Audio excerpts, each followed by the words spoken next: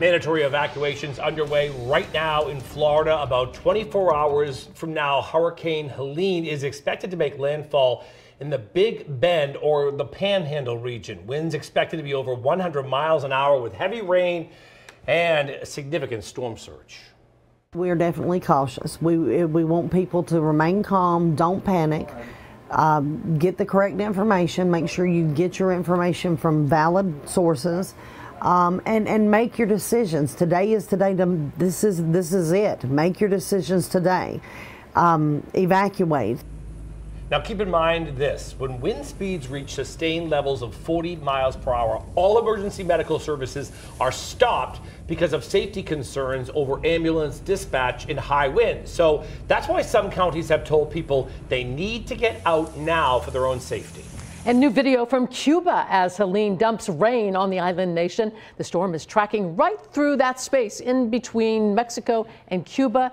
This hurricane is strengthening. Storm Team 10 Chief Meteorologist Mark Searles is here with the newest data, saying earlier that it could become a Category 4. Yikes. Yeah, that's not good news, right? Obviously, and the issue with the storm, the pretty cool perspective that we have for you here from Storm Team 10. This is the land areas, obviously shot at night when you can see the light pollution, if you will. It gives you an idea of the heavily populated areas relative to where the storm is expected to make its landfall. Obviously, in Miami, the entire east coast and west coast, if you will, of Florida, as well as the Orlando area, heavily populated. The storm is expected to become a Category 4 storm at landfall in that relatively lesser populated area of the Big Bend. Not to say nobody lives there. Obviously, it's still about 40 miles or so from Tallahassee, which is a populous center. But look at Atlanta metro area, right in the crosshairs from the storm, which will weaken to a powerful tropical storm. Could still be technically near hurricane strength by the time it passes over the Atlanta metro area. So this is going to have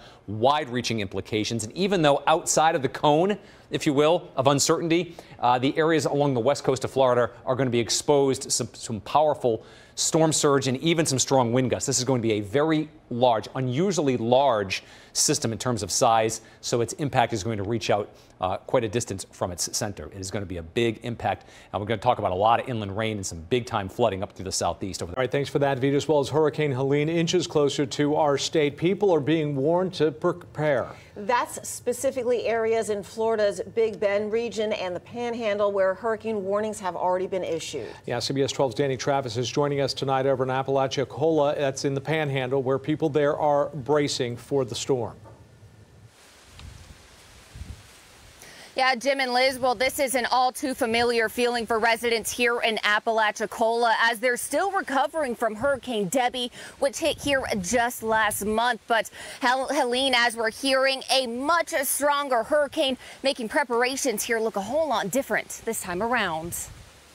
Partly cloudy skies and occasional rays of sun shine down over Apalachicola on Wednesday afternoon, an almost calming scene before the storm. But a message from Franklin County officials is leaving anything but a calm feeling for many who live here. A lot of people have not experienced a hurricane of this magnitude that is, fastly approaching us. The conditions are going to get really bad and you need to leave. That's why mandatory evacuations are already underway for the entire coastal county. When evacuation orders are implemented, that means once wind speeds reach sustained levels of 40 miles per hour, all emergency medical services like ambulance dispatch are stopped. We're a rural county, and so our limited ambulances that we have, we don't need them rolled over on the side of the road from wind blowing them over. Right now, Helene is forecasted to make landfall with wind speeds of more than 120 miles per hour. And rolling cars isn't the only thing locals are concerned about. Making sure that all the windows and doors are secured and nothing can go through. We took the awnings down because in Hurricane Michael, I lost the awnings and they went through the plate glass window. For newer residents, Helene comes with lots of waves of uncertainty. California native, lived out here about 2 years, first big hurricane. We come from earthquakes, so we can't prepare for that. With big hurricanes comes flooding. Locals are filling up sandbags at various locations around the county. Even the tiniest of helpers lending a hand. I just want people to be prepared. I want people to evacuate. I want them to be safe, and my job is to make sure everybody is safe. And Jim and Liz, the big message again is now is the time for these coastal communities to evacuate. Know your plan, and as we've been saying for months, have a hurricane kit. Now, EOC officials say that should include non-perishable food items, lots of water, medicine if you have any, and batteries. Reporting live in Apalachicola here in the Florida Panhandle, I'm Danny Travis, CBS 12 News. Now, as we speak, the outer bands of Hurricane Helene are pounding Florida with powerful winds and extremely dangerous storm surge just hours before the Category 3 storm even makes landfall. We're also getting a live look at the life-threatening conditions up and down the Panhandle. Take a look here. Waves raging high enough that at times they are crashing against and toppling roadways.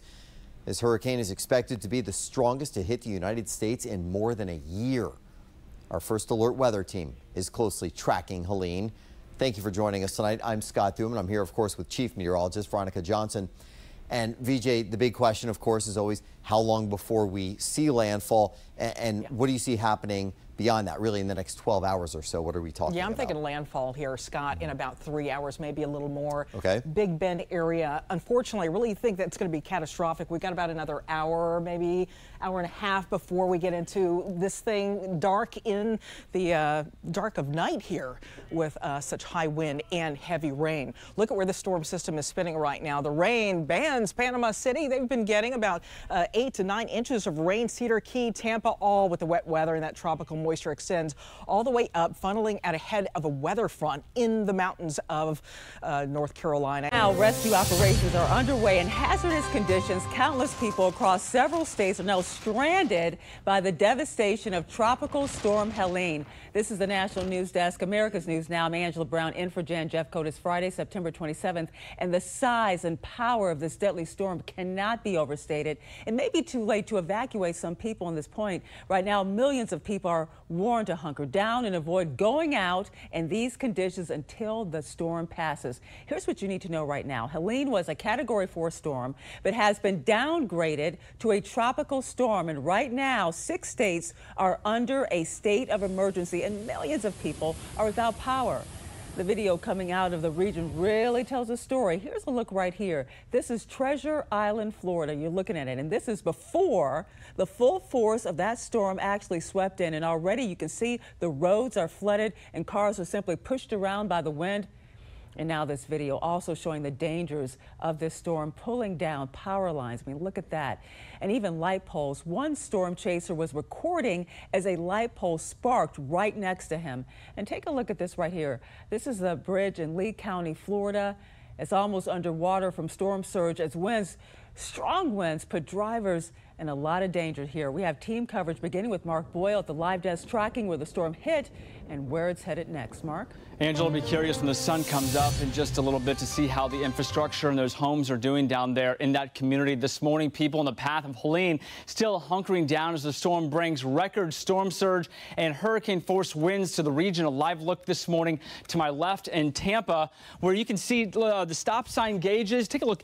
There's the water line right there. It's hard to see because it's so dark, but this is a road behind us, and that is completely covered with water this morning. The storm surge came in right before the storm made landfall late last night. Landfall was just after 11 p.m. near Perry, Florida, as a major Category 4 storm. That's about 90 miles northwest of Gainesville, where the University of Florida is. But since then, it has been downgraded, as Angela mentioned, now a tropical storm. It was so powerful, some emergency responders had to suspend services overnight. Others, like in the video here behind me, they conducted these high water rescues out there, saving people who were trapped and needed to get out as the water came up. And you know that now at least 2 people have been killed in Georgia after a possible tornado hit a mobile home park there.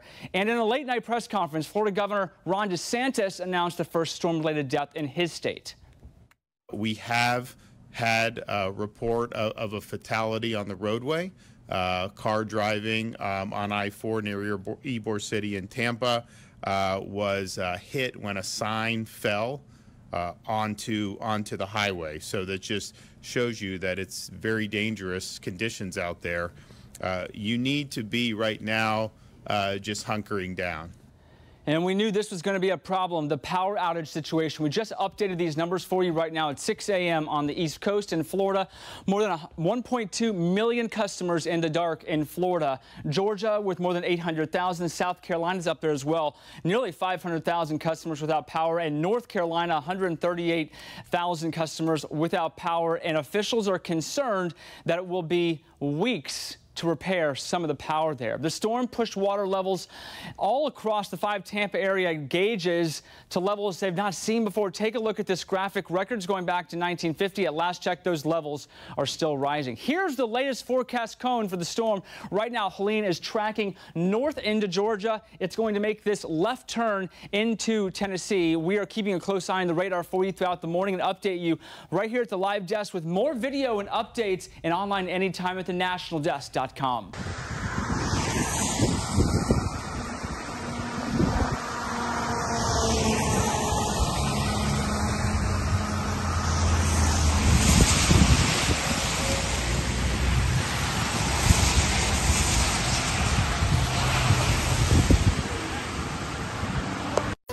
And we start tonight with new video showing a house being washed away in Asheville, North Carolina. Take a look. It just collapses in the major flooding you see here, a result of Hurricane Helene. The storm hammering several states, including southwestern Virginia, with heavy rain, tornadoes, and severe flooding. And 7 News has been tracking the aftermath all day long, now into the evening. Thank you for joining us here on 7 News. I'm Megan Clark. And here in the DMV, the rain continues through the weekend. For more on that, let's go ahead and check in now with Chief Meteorologist Veronica Johnson with what we can expect here, VJ. Yeah, we've been on the lighter side, much lighter side of all those bands coming off of Helene. You can see showers moving through areas around D.C. Metro, the Beltway, Anne Arundel County, Prince George's County getting the rain, and then off to the west where there's been some flooding in far western Virginia, especially that southwest pocket. Things are really settling down. All the rain now over here, southern areas of Illinois and southern Indiana. That's where what's left of this system is post-tropical cyclone spinning, and that will spin back over us on Sunday and Monday, early part of next week. So fewer flood watches, fewer flood warnings for areas down through western North Carolina as well. But look at the reports today of tornadoes. That was 5 reports today in North Carolina, in West Virginia, and also far southwestern Virginia. So again, for us here overnight, the showers will continue to diminish. We'll have less rain. By the time you wake up early tomorrow morning at dawn there, rain will be ending and there could be some fog lingering until 9 a.m. Otherwise, get ready for sunshine. Skies will be turning partly sunny. Temperatures in the morning anywhere between 68 and 73 degrees. But with the sunshine tomorrow, it is going to be a warm one. But again, I did say sunshine. It'll be the first in a week. I'll walk you through the forecast hour by hour. And of course, we'll take a look at the future radar for Sunday. I'm Tom Rousey at the Alert Desk. We're continuing to track the effects of Helene throughout the country. This was posted this evening by Virginia Task Force 1, based out of Northern Virginia. These are members of Virginia Task Force 1 down in Florida helping out on the scene today. Let me show you a few more pictures here.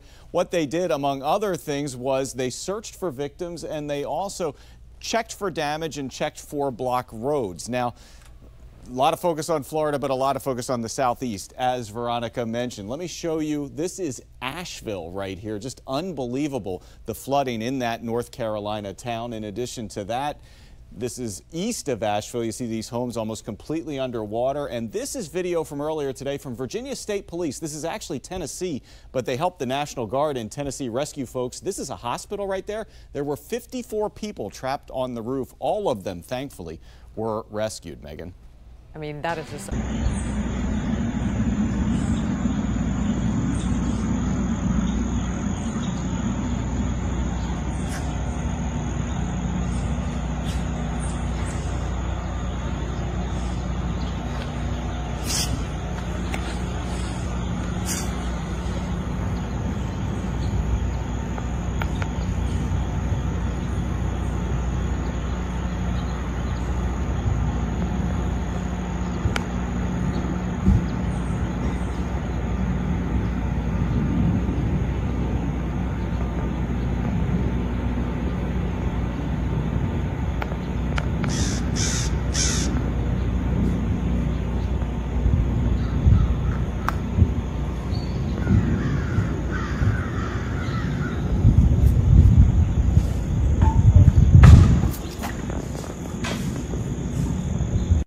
There's been reports of over 100 dead and consequence of this storm, and there are reports of up to 600 people unaccounted for because they can't be contacted.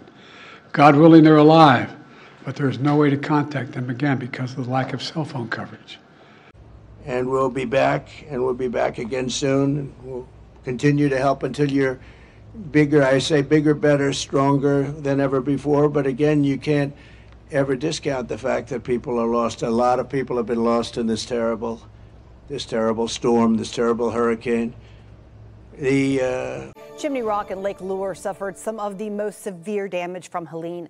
Rutherford County continues to take missing persons reports after evacuating more than 100 residents. Traffic in the area is limited. News 13's Jennifer Emmert was in Lake Lure today. This is as far as we can go into the Lake Lure area along 6474 near the Pool Creek Picnic Park on Lake Lure. If you take a look behind me, the Lakeside Chapel on Saturday, it was underwater all the way up to the cross. When you get there, you're just like, you want to cry. It's like, what do you do? You know, where do you go? You just stand and look around. There's just stuff laying everywhere. Dale Shields has hauled truckload after truckload of debris from Lake Lure. A bird's eye view reveals the devastation. When you get to right above the Chimney Rock Park entrance, the river's about 300 foot wide. There's no road. It's gone. All the houses from there up is gone. The bridge, the Flower and Bridge, gone.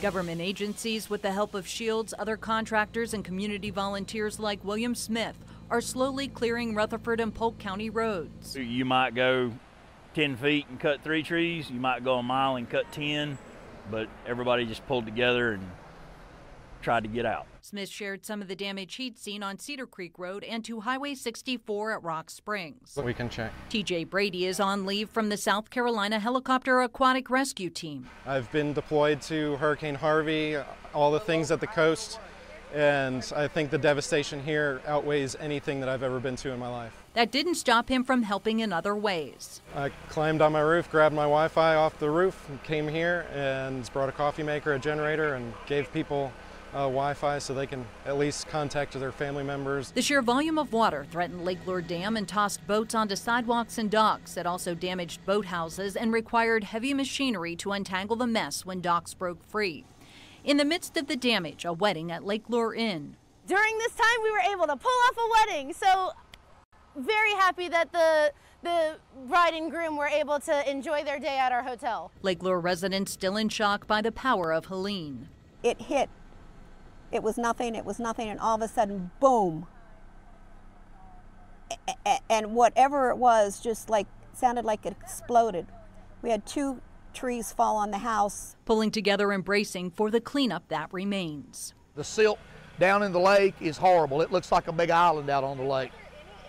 And a marina, if you've ever been to Lake Lure and seen the marina, it's gone. There's no marina.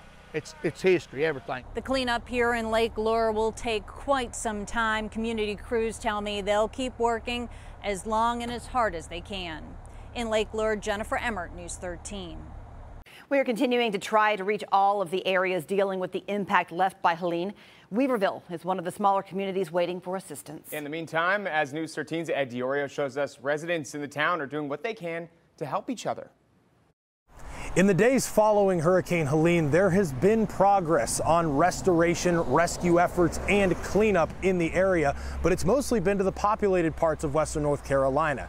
That has left many small towns in the region still with images like this. Bridges that stood for decades destroyed, gone in these small waterways that are now filled with wood, debris, and even big containers right behind me. It's all happening in these small towns, and there's no word as to when outside assistance will get here, so the help is coming from within. Towns like Weaverville, North Carolina don't know what normal is right now. Never thought it was going to be like this. Some people were stranded. Yeah, there were trees on Hamburg Mountain on both sides of our road. It's the only way in and out is the one little road. Some people still aren't. But you and your neighbors, I mean, are you okay? This is how it could be for who knows how long. So those who make up Weaverville aren't waiting. We got a generator going. We were able with some lanterns. The prescription pad, a Main Street staple, has been scrambling to help hundreds get crucial medication. But we're giving everybody at least a 5-day supply of their critical meds, of what they need. And they're reaching beyond the drive-through window. The Weaverville Fire Department has been great to help us deliver medications to people that we can't get to. Not everybody needs meds, but everybody does need food. We started to just cook food for our immediate family, but people saw the doors were open and they just started coming in, and so we just started cooking more and more and more food and just kept putting it out. As Main Street Grill is giving away what's left in the freezer, they're collecting even more. Yeah, we'll have a table here, for people to drop stuff off. Yeah, absolutely. Okay. And we just got our Parabet. Have a little place for people to drop off non-perishables for people who needed it as well. A community coming together to make a new normal. You know, this is a small community, but everyone helps each other, and yeah, it is a source of pride to be a part of that right now. Another big question here and in many parts of Western North Carolina is water supply. In Weaverville, there are multiple stations along Main Street and nearby.